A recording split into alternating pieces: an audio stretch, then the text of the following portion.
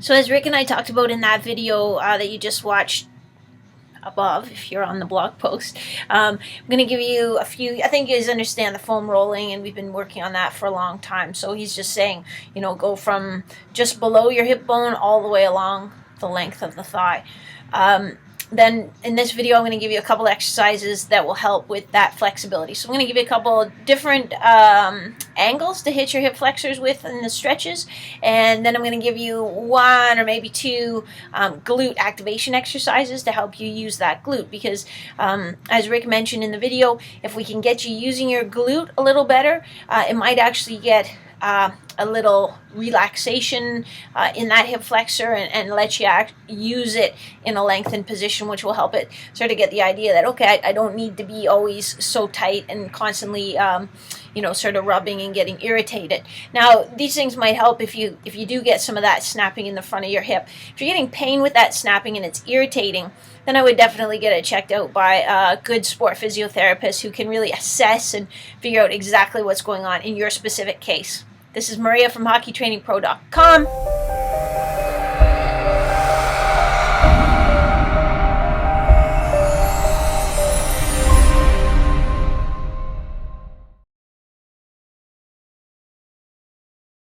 The elevated hip flexor stretch and reach, you'll line up at about 30 or 45 degree angle to the step, and then bring this foot straight up so your hips will go straight.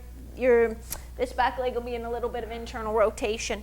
And then for me, my left leg is down, so I'm going to reach straight up with my left arm and just over the top of my head. I don't want to do a great big side bend, just reaching sort of up over my head or over my opposite shoulder. And again, squeezing my bum cheeks together, trying to feel a stretch in the front of this hip. I'm going to do a little, I just call it an oblique hip flexor stretch because it's sort of off axis.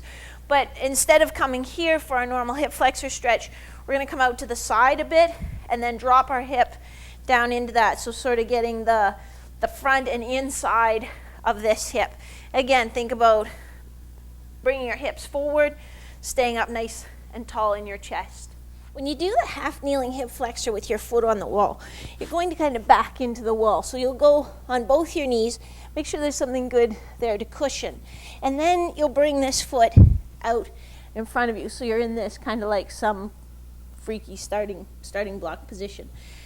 Then what you're going to do is keep your neutral back position and come up until you just feel a stretch in the front of this thigh, the thigh and the leg that's down, or the front of the hip.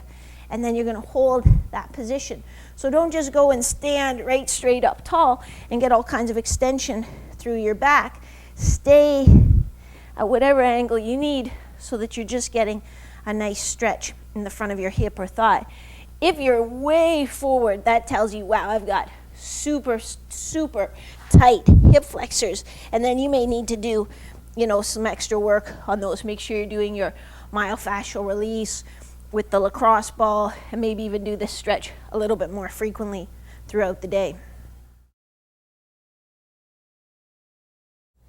I'm going to admit it up front, quadruped hip extension does not look very sexy, but it's a great exercise for activating your glutes, which are your most powerful skating muscles. So we'll just suck it up and do it. I'm going to bring my heel as close to my rear end as I can get it, and then extend that straight up.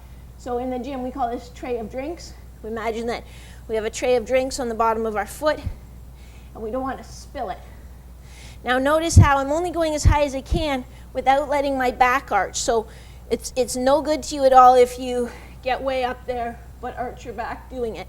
You need to keep a neutral back position.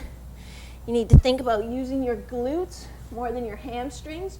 So not down in here, trying to squeeze here. Also be aware, and maybe even do it in the mirror, that your shin should go straight up in the air. It shouldn't be rotated out or in. It should be going straight up toward the ceiling. Don't use a really heavy ball for this one, but keep the ball straight overhead.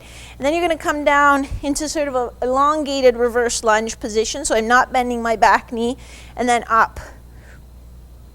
So it actually is the hardest on your posterior shoulder. So start with like a 4 or a 6 pound med ball. This is one of those, why didn't I think of that moments. So when I was at the Dan John workshop that Rick Kaselj hosted in Vancouver a few weeks ago, Dan had us do some glute bridging, but with our knees right together, as if, he said, as if we were holding a playing card between our knees. He also asked us if we had playing cards in Canada. But anyway, so as if you're holding a playing card between your knees.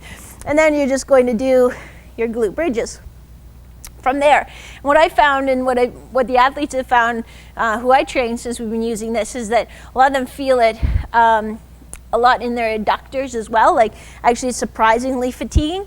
So it's just a neat variation, because we just always we do it with a hip width stance, but this is glute bridge with your knees together, as though you're holding a playing card between your knees, if you have playing cards.